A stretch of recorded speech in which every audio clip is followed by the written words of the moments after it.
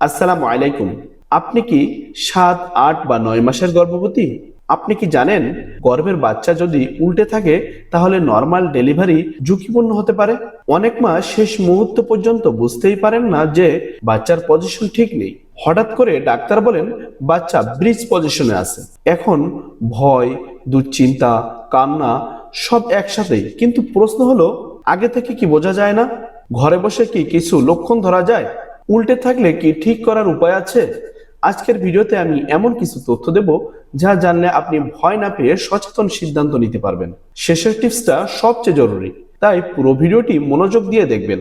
চলুন শুরু করা যাক। এখন আমরা জানবো বাচ্চা উল্টে থাকার মানে কি। প্রথমে সহজ করে বুঝি। গর্ভের বাচ্চা যখন জন্মের জন্য প্রস্তুত হয় তখন সাধারণত তার মাথা নিচের দিকে থাকে, এটাকে বলে হেড ডাউন পজিশন। কিন্তু যখন বাচ্চার মাথা উপরে, পা নিচে থাকে তখন তাকে ব্রেস্ট পজিশন বলা হয়। সাধারণত ৩৬ সপ্তাহের পরে যদি বাচ্চা এখনো উল্টে থাকে তখন চিন্তার বিষয়। এখন আমরা জানবো ব্রিজ পজিশনের ধরন। মন দিয়ে ভিডিওটি দেখতে থাকুন। মাথা উপরে, পা নিচের দিকে, পা ভাঁজ করে বসা অবস্থা, ১ বা ২ পা নিচে, এগুলো সবচেয়ে ঝুঁকিপূর্ণ। আপনি ভয় জেনেও ভয় করবেন না। প্রথম কথা, সব ব্রিজ পজিশন মানেই সিজারিয়ান লাগবেই এমন নয়, কিন্তু অনেক ক্ষেত্রে ঝুঁকি বেশি হয়। বিশেষ করে যদি প্রথম বাচ্চা হয়, বাচ্চার ওজন বেশি হয়, নাভির নাড়ি নিচে নেমে আসে, মায়ের পেলভিস ছোট হয়। এই কারণে সচেতন হওয়া জরুরি। এখন আমরা জানবো গর্ভবতী মা কিভাবে বুঝবেন বাচ্চা উল্টে আছে। এখানে খুব গুরুত্বপূর্ণ অংশ। অনেক মা কিছু শারীরিক লক্ষণ দিয়ে বুঝতে পারেন। নাম্বার 1, উপরের পেটে শক্ত গোল বলের মতো কিছু অনুভব করা। মাথা সবচেয়ে শক্ত অংশ। যদি উপরের পেটে শক্ত গোল অংশ টের পান তাহলে সম্ভবত মাথা উপরে। নাম্বার 2, যদি নিচের দিকে লাথি বেশি লাগে তাহলে সম্ভবত পা নিচে। নাম্বার 3, পাঁজরের দিকে ব্যথা। মাথা উপরে থাকলে পাঁজরের নিচে চাপ বেশি লাগে। নাম্বার 4, নিচে ভারী অনুভূতি না হওয়া। সাধারণত মাথা নিচে থাকলে পেলভিস ভারী লাগে। পেলভিস ভারী না লাগলে সন্দেহ হতে পারে, তবে নিশ্চিত হওয়ার জন্য একমাত্র উপায় আল্ট্রাসাউন্ড। এই জায়গায় ভিডিওটি শেয়ার করুন ও সাবস্ক্রাইব করুন, কারণ সচেতনতা জীবন বাঁচাতে পারে। আল্লাহ তাআলা সূরা লুকমানে বলেন, মা তার সন্তানকে কষ্টের পর কষ্ট সহ্য করে গর্ভে ধারণ করেন। এই আয়াতে বোঝানো হয়েছে গর্ভধারণ একটি মহান কিন্তু কষ্টকর দায়িত্ব, তাই সচেতন থাকাই ঈমানের অংশ। তাহলে কখন বেশি দেখা যায় ব্রিজ পজিশন? সময়ের আগে প্রসব, যমজ সন্তান, জরায়ুর আকার অস্বাভাবিক, প্লাসেন্টা নিচে থাকা, পানি বেশি বা কম হওয়া। চিকিৎসা গবেষণায় দেখা গেছে ৩৭ সপ্তাহে প্রায় 3 থেকে 4% শিশুর ব্রিজ থাকে। তাহলে ঝুঁকি কি? নাভির নাড়ি আগে বের হয়ে আসা, বাচ্চার মাথা আটকে যাওয়া, অক্সিজেন কম পাওয়া, তাই অবহেলা নয়। শেষের টিপসটা সবচেয়ে জরুরি, তাই থাকুন আমাদের সাথে। এখন বলবো ঘরোয়া উপায়ে কি করা যায়। মনে রাখবেন ৩৬ সপ্তাহের আগে অনেক সময় বাচ্চা নিজেই ঘুরে যায়। নাম্বার 1, হাঁটা।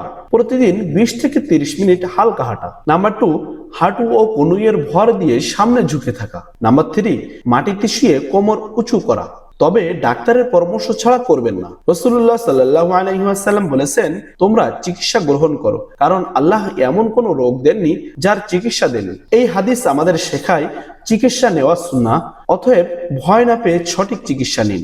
এখন আমরা জানবো মেডিকেলি সমাধান কিভাবে হতে পারে। Number 1, ECB. ডাক্তার পেটের উপর থেকে ঘুরানোর চেষ্টা করেন, সফলতা 50 থেকে 60%। Number 2, caesarean operation. ঝুঁকি বেশি হয় না। যদি ঝুঁকি বেশি হয় ভয় পাবেন না।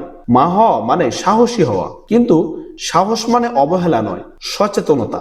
ভিডিওটি শেয়ার করুন, অন্য এক গর্ভবতী মায়ের উপকার হতে পারে। আল্লাহ বলেন, আর তোমরা নিজেদেরকে ধ্বংসের দিকে ঠেলে দিও না। এই আয়াত আমাদের শেখায় অবহেলা করে ঝুঁকিতে পড়া ঠিক নয়। মনে রাখবেন, মিউজিক নয় বরং কুরআন তেলাওয়াত শুনুন। অনেকে বলেন বাচ্চা শব্দের দিকে সাড়া দেয়।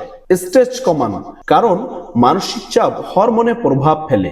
রাসূলুল্লাহ সাল্লাল্লাহু আলাইহি ওয়াসাল্লাম বলেছেন, মায়ের পায়ের নিচে সন্তানের জান্নাত। মায়ের মর্যাদা এত উঁচু, তাই নিজের যত্ন নেওয়াই ইবাদত। এতক্ষণ আমরা জানলাম ব্রিজ পজিশন কি, কিভাবে লক্ষণ বুঝবো, ঘরোয়া কিছু নিরাপদ পদ্ধতি, চিকিৎসা সমাধানের প্রাথমিক ধারণা। কিন্তু এখন আসছে সবচেয়ে গুরুত্বপূর্ণ অংশ। কখন অপেক্ষা নয়, সরাসরি হাসপাতালে যেতে হবে। কোন লক্ষণ প্রাণঘাতী হতে পারে, কোন ভুল করলে বিপদ বাড়ে। শেষের অংশটা সবচেয়ে জরুরি, তাই মনোযোগ দিয়ে ভিডিওটি দেখতে থাকুন। যদি বাচ্চা ব্রিজ থাকে তাহলে এই লক্ষণগুলো দেখা দিলে সময় নষ্ট করবেন না। নাম্বার 1, হঠাৎ পানি ভেঙে যাওয়া। যদি পানি আগে ভেঙে যায় এবং বাচ্চা উল্টে থাকে, নাভির নাড়ি নিচে নেমে আসতে পারে। কয়েক মিনিটের মধ্যে অক্সিজেন কমে যেতে পারে, সঙ্গে সঙ্গে হাসপাতালে যান। নাম্বার 2, বাচ্চার নড়াচড়া কমে যাওয়া। প্রতিদিন নির্দিষ্ট সময়ে বাচ্চার কিক অনুভব করা উচিত। যদি 12 ঘন্টায় 10 বার নড়াচড়া না হয় তাহলে জরুরি যোগাযোগ করুন। নাম্বার 3, তীব্র তলপেট ব্যথা ও রক্তপাত। এগুলো মারাত্মক সংকেত হতে পারে, 1 সেকেন্ডও দেরি করবেন না। ভিডিওটি শেয়ার করুন, একজন মা সচেতন হলে একটি জীবন বাঁচাতে পারে। ইসিভি 36 থেকে 37 সপ্তাহে চেষ্টা করা হয়।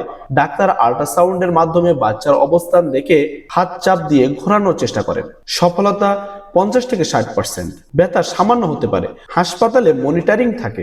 সব মায়ের জন্য উপযুক্ত নয়। যদি প্লাসেন্টা নিচে থাকে, রক্তপাত থাকে, করা যায় না। অনেক ক্ষেত্রে সবচেয়ে নিরাপদ, বিশেষ করে যদি প্রথম সন্তান, বাচ্চা বড়, মায়ের পেলভিস ছোট।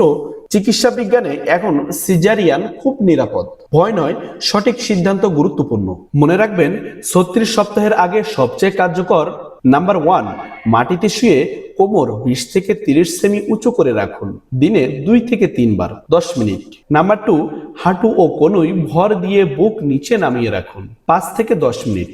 নাম্বার 3, হালকা হাঁটা রক্ত চলাচল বৃদ্ধি করে। শেষের টিপসটা সবচেয়ে জরুরি, ভিডিওটি দেখতে থাকুন। আল্লাহ বলেন, নিশ্চয়ই কষ্টের সাথে রয়েছে স্বস্তি। মা হওয়ার কষ্টের পরেই আসে শান্তি। সচেতনতা সেই শান্তির পথ সহজ করে।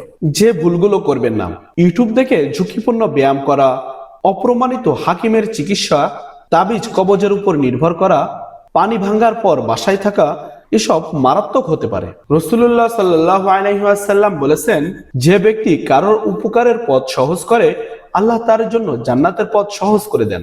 এই ভিডিওটি শেয়ার করা একটি উপকারের কাজ। এমন একটি টিপস যা অনেকেই জানেন না। 36 সপ্তাহ পর্যন্ত প্রতিদিন নির্দিষ্ট সময়ে বাচ্চা নড়াচড়া গুনে রাখুন, নোটবুকে লিখে রাখুন। পরিবর্তন দেখলে দ্রুত ব্যবস্থা নিন।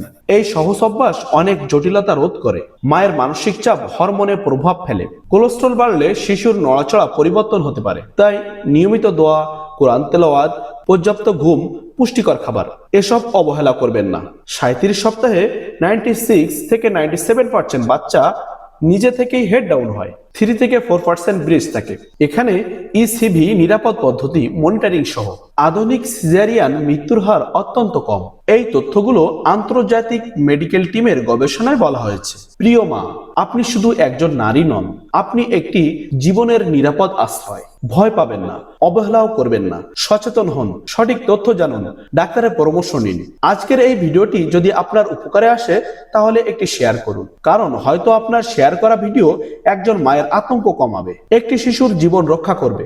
স্বাস্থ্য দিগন্ত, আমরা আছি সঠিক যাচাইকৃত জীবন রক্ষাকারী তথ্য নিয়ে। সাবস্ক্রাইব করুন, পাশে থাকুন, সুস্থ থাকুন। আল্লাহ আপনাকে ও আপনার গর্ভের সন্তানকে নিরাপদ রাখুন। আমিন।